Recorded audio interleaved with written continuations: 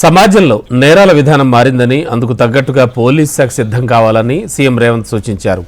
Cyber నేరాలు సమాజానికి అత్యంత ప్రమాదకరంగా మారాయన్నారు. బీటెక్, ఎంటెక్ చదివిన వారికి సైబర్ నేరాల నియంత్రణలో శిక్షణ ఇవ్వాలని డీజీపీకి సూచించారు సీఎం.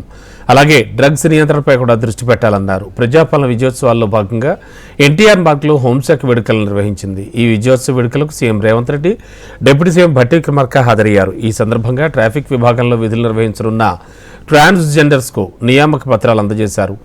ఏళ్లుగా నిర్లక్ష్యానికి గురవుతున్న ట్రాన్స్జెండర్లను జనజీవన స్రవంతిలోకి తీసుకొస్తామని, వారిని ఆదుకోవడానికి ప్రభుత్వం సిద్ధంగా ఉందన్నారు రేవంత్ రెడ్డి.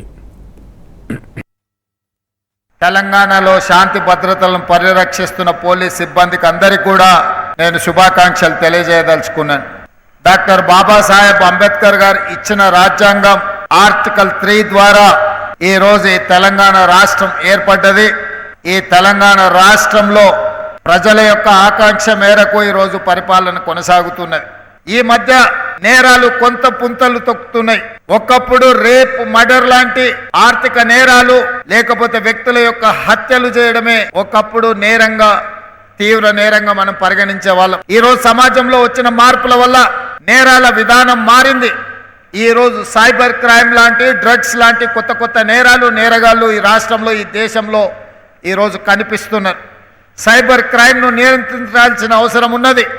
అదేవిధంగా డ్రగ్స్ను నిరోధించాల్సిన అవసరం ఉన్నది. వాళ్ళ పట్ల కఠినంగా వ్యవహరించాల్సిన అవసరం ఉన్నది.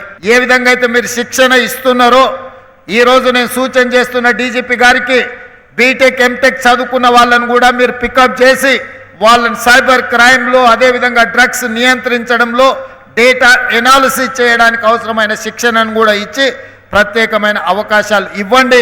సమాజ నిర్లక్ష్యానికి గురైన ట్రాన్స్జెండర్స్ని జనజీవన స్రవంతిలోకి తీసుకురావాలన్న ఆలోచన ఈ రాష్ట్ర ప్రభుత్వం చేసింది. ఈరోజు 47 మందినో 50 మందినో నియామక పత్రాలు ఇచ్చారు. భవిష్యత్తులో ఇంకా వాళ్ళకి అవకాశాలు పెంచుతాం, వాళ్ళకి శిక్షణ ఇస్తాం, వాళ్ళకు ఒక మంచి భవిష్యత్తుని ఇస్తాం. ప్రభుత్వం కట్టే ఇందిరమ్మ ఇండ్లు, ఇప్పుడు అందుబాటులో ఉన్న డబుల్ బెడ్రూమ్ ఇండ్లు కూడా ట్రాన్స్జెండర్స్కి ఇవ్వడానికి రాష్ట్ర ప్రభుత్వానికి వెనక్కి పోదు.